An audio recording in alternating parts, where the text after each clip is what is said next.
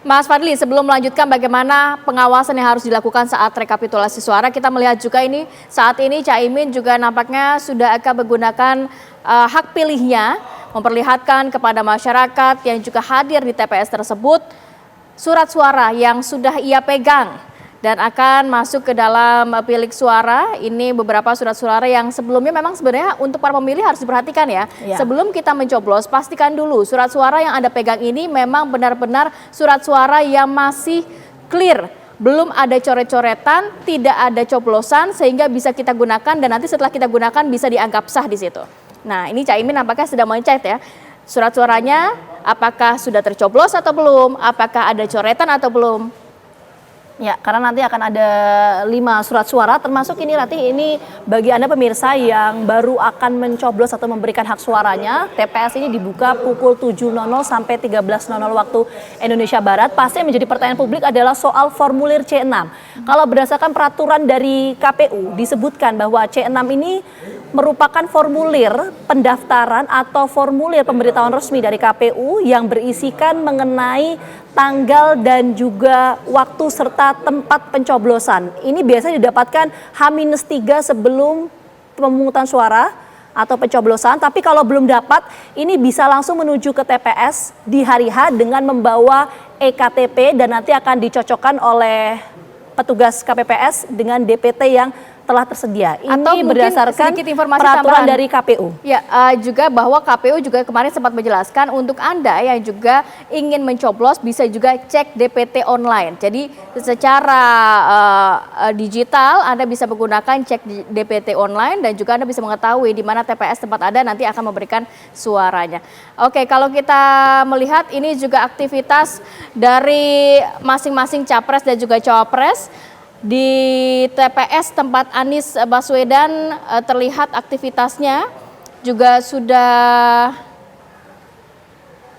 belum terlihat ya ada Anies Baswedan di sana. Tapi sudah ada persiapan, Rati? Sudah ada persiapan namun. Itu di TPS dari atau tempat Anies Baswedan nanti akan memberikan suaranya. Kalau kita melihat juga bergeser, Rati, ini di wilayah Semarang, Jawa Tengah, di mana ini kegiatan atau visual yang Anda lihat ini merupakan Capres nomor urut 3 Ganjar Pranowo yang akan memberikan hak suaranya di wilayah Semarang, Jawa Tengah. Ini menarik, Ratih. Kenapa kalau kita melihat misalnya di battleground atau medan pertempuran di Jawa Tengah, ini kan Ganjar Pranowo memberikan hak suaranya di Semarang, Jawa Tengah, sementara Gibran memberikan hak suaranya di Solo, Jawa Tengah. Jawa Tengah kita tahu selama ini dikenal sebagai banteng atau kandang banteng ya, alias penghasil suara terbesar bagi PDI Perjuangan di pemilu. Misalnya di pemilu legislatif 2019 PDI mengantongi 128 kursi, dari jumlah itu 26 diantaranya disumbangkan oleh Jawa Tengah. Nah, apakah kemudian nanti suara di battleground Jawa Tengah ini akan berpengaruh signifikan terhadap masing-masing, baik itu Gibran ataupun Ganjar ataupun Anies? Nah, ini yang akan menjadi pertaruhan nanti. Selain itu juga kita sekali, Rati. Betul sekali, Vita. Selain itu juga kita memantau lagi ini aktivitas dari masing-masing capres dan juga cawapres. Muhaimin Iskandar ini sudah masuk ke dalam bilik suara dan akan memberikan hak pilihnya. Kemudian kita bergeser di TPS tempat Mahfud MD. Kita juga akan menantikan ya bagaimana pergerakan dari capres dan juga cawapres nomor urut 02 yang juga akan memberikan hak suaranya pada hari ini. Kalau kita melihat kemudian di TPS Mahfud MD tempat berada, yakni di TPS 106 Padukuhan Kabupaten Sleman yang juga sudah terlihat aktivitasnya, dan kita masih menantikan satu paslon lagi yang juga belum terlihat bagaimana aktivitasnya pada pagi hari ini. Oke, kita langsung menuju ke Mas Fadli lagi, Rati, untuk melanjutkan dialog sambil kita menunggu nanti pemungutan suara dari masing-masing capres dan juga cawapres. Silakan Mas Fadli, tadi bisa dilanjutkan mengenai kompleksitas pemilu ini, baik itu Pileg maupun Pilpres, ini kan sangat kompetitif ya. Itu seperti apa yang harus kita kawal atau kita cermati dalam prosesnya? Iya, untuk pemilu legislatif itu kan sebetulnya dengan sistem pemilu proporsional terbuka, pemilih punya kesempatan langsung, Mbak, untuk mencoblos siapa caleg yang mereka inginkan. Sehingga itu akan mempengaruhi keterpilihan calon anggota legislatif nanti di lembaga DPR, DPRD sampai tingkat kabupaten kota. Nah, jadi kompetisi di dalam pemilu legislatif itu juga tidak kalah seru sebetulnya dibandingkan kompetisi pemilu presiden. Dalam pemilu legislatif, kompetisi itu tidak terjadi hanya antar partai politik untuk mendapatkan kursi, tapi juga antar caleg di internal partai politik. Jadi kalau partai politiknya kemudian sudah mendapatkan kursi, itu layer kompetisi pertama. Layer keduanya adalah kursi itu untuk siapa. Nah, itu pertarungan di internal partai politik, di dalam caleg yang ada dalam partai politik itu akan jauh lebih tajam biasanya gitu. Nah, tapi kalau melihat untuk di tahun ini sendiri, Mas Fadli melihatnya seperti apa? Akan seperti apa nantinya? Ya, pasti kontestasinya juga akan jauh lebih sengit ya. Karena partai politiknya bertambah di pemilu 2024 ini. Ada 18 partai politik nasional, bahkan kalau di Aceh itu ada 24 karena ditambah dengan 6 partai politik lokal. Sehingga tingkat kompetisi untuk mendapatkan kursi legislatif itu pasti akan lebih tinggi. Nah, di tingkat nasional misalnya ada Partai Umat, partai yang baru ya, beberapa partai politik yang sebelumnya sudah pernah ikut pemilu tapi belum mendapatkan kursi semacam PSI, Perindo, Partai Garuda dan lain-lain, itu juga akan membuat persaingan memperebutkan kursi lembaga legislatif juga akan semakin sengit. Ditambah juga ada figur-figur baru kan, caleg-caleg yang baik caleg yang baru terjun ke politik tapi punya kapabilitas yang besar, punya nama yang besar, termasuk juga caleg yang kemudian pindah partai. Itu juga akan mempengaruhi tingkat kompetisi antar Tapi caleg. sudah cukupkah untuk di tahun ini masing-masing peserta pemilu, baik caleg-caleg tersebut juga memberikan informasi, dalam arti masyarakat kita ini sebenarnya karakternya memilihnya lebih kemana sih, personalnya kah? Atau memang kemarin KPU mengatakan bahwa beberapa pemilih ini justru memilih hanya capresnya, DPD-nya dikosongkan, kemudian DPRD-nya dikosongkan. Berarti itu menandakan apa sebenarnya? Ya, pengalaman pemilu 2019 persis seperti yang Mbak Rati bilang. 2019 itu lebih dari 11 juta surat suara pemilu DPR itu menjadi surat suara tidak sah. Karena itu? Sebabnya berbagai macam. Salah satunya tadi itu. Surat suaranya tidak dicoblos. Karena bagi mereka ya sudah selesai memilih presiden sudah. Ya selesai. Yang lain namanya terlalu banyak, mereka susah untuk mencari Dan siapa mereka juga yang mungkin akan nggak dipilih. kenal satu persatu. Betul, tidak kenal. Akhirnya ya sudah dilipat lalu dimasukkan ke kotak suara. Dan itu tanpa jadi tidak dicoblos. sah ya? Jadi tidak sah. Oke. Jadi tidak sah. Oke, nah Mas Fadli, tadi menarik, ada hal yang belum tergali. Kalau tadi dalam proses pencoblosan atau pemungutan suara ini yang kemudian harus dicermati juga adalah soal penghitungan suara. Potensi-potensi seperti apa yang bisa terjadi nanti ketika pemilu ini? Karena kan setiap pemilu pasti kompleksitasnya beda-beda ya. Betul. Kalau konteks pemilu ini?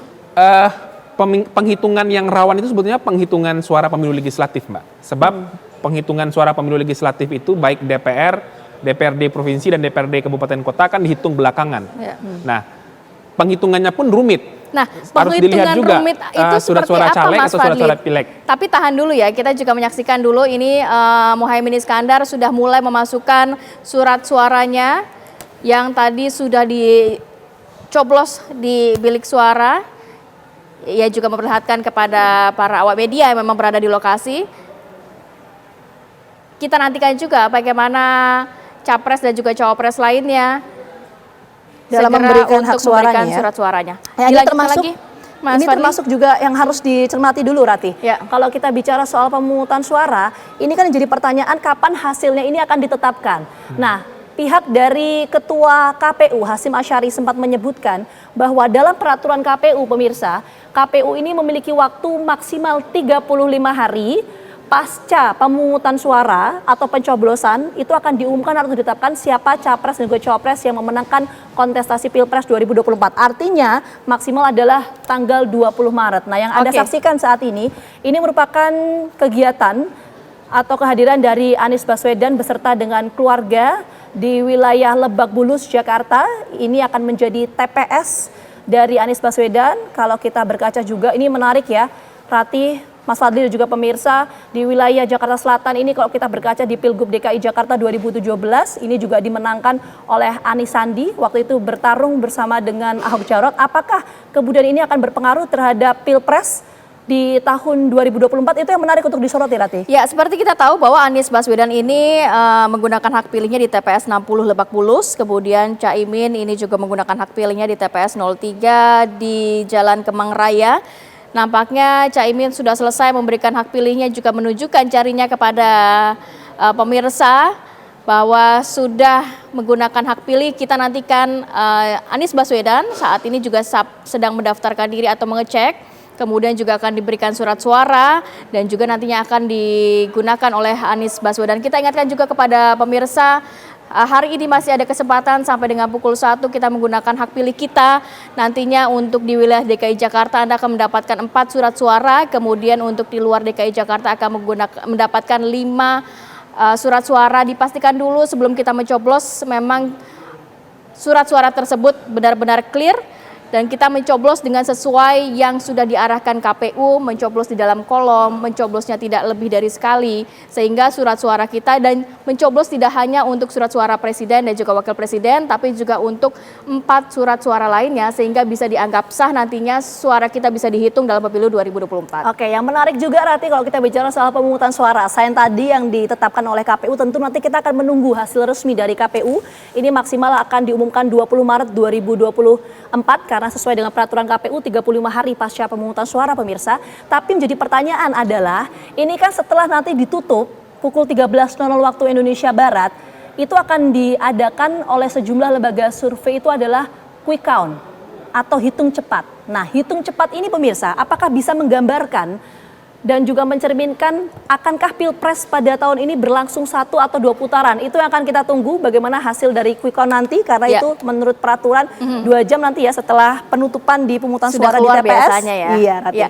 Mas Fadli, tapi kalau melihat untuk rekapitulasi sendiri agak challenges ya. Padahal kita tahu bahwa di tahun ini juga KPU juga menggunakan Sirekap. Selain juga perhitungan manual, juga nanti ada perhitungan melalui aplikasi tersebut begitu ya. Apakah ini nantinya bisa keluar perhitungan lebih cepat juga? Karena biasanya kan kita sudah tahu dari berbagai macam lembaga yang juga mengeluarkan hasil quick count 2 jam setelah penutupan TPS, nampaknya juga sudah keluar. Nah, nanti untuk rekapitulasi suara akan seperti apa? Ya, ada hal prinsip dulu yang perlu dibedakan ya. Pertama, proses penghitungan manual itu akan dilakukan secara berjenjang, mulai dari kecamatan, kabupaten kota, provinsi sampai tingkat RI. Sedangkan rekapitulasi yang nanti akan di Sirekap yang akan dibuat oleh KPU itu bukan penghitungan resmi, tapi hanya alat bantu yang kemudian dijadikan sebagai ruang bagi KPU untuk memberikan informasi kepada masyarakat tentang bagaimana sebetulnya perkembangan atau hasil penghitungan suara di TPS. Nah, kita berharap jangan sampai Sirekap ini juga jadi kontroversi baru dalam penyelenggaraan pemilu. Kenapa memang ya, Mas? Sebab kalau nanti misalnya Sirekapnya terlalu banyak yang gagal mengunggah, kemudian ternyata banyak yang tidak bisa mengupload, atau Sirekap tidak bisa dibuka, itu akan jadi problem lagi. Nah, kita berharap mudah-mudahan Sirekap ini betul-betul bisa menjadi informasi yang lebih cepat bagi publik untuk menjaga dan mengawal hasil pemilu yang perlu kita tunggu pengumuman resminya sampai nanti sekitar 20 Maret 20 ya. Maret itu maksimal. Tapi begini Mas Fadli, sebelum sampai ke proses rekapitulasi, tadi ada hal yang belum tergali lagi. Mas Fadli kan menyampaikan bahwa yang perlu dikawal ini adalah soal penghitungan suara. Kalau kompleksitas di pemilu ini karena serentak, jadi kan untuk penghitungan suara di pemilihan legislatif ini cukup rumit sekali. Nah, itu seperti apa Mas penjelasannya, termasuk soal pilpresnya ya? Jadi belum dijelaskan lengkap. Ada fenomena yang selalu menjadi kerawanan dalam pemilu legislatif itu, kalau ada calon anggota legislatif yang mendapatkan suara kecil, tapi kemudian kalau suara itu digeser ke calon yang lain, dan itu bisa berbuah kursi kepada calon yang diberikan suara ini, itu biasanya terjadi manipulasi suara seperti itu. Nah, itu akan rawan terjadi kalau kemudian proses penghitungan suara pemilu legislatif itu, apalagi DPRD kabupaten kota, sudah terjadi larut malam. Nah, itu kalau di TPS. Nah, hal yang sama juga akan terjadi dan punya kerawanan di proses rekapitulasi di tingkat kecamatan, Mbak. Karena di tingkat kecamatan itu prosesnya sudah ada di dalam ruangan, yang ada itu adalah Panwascam, PPK, PPS, nanti saksi peserta pemilu.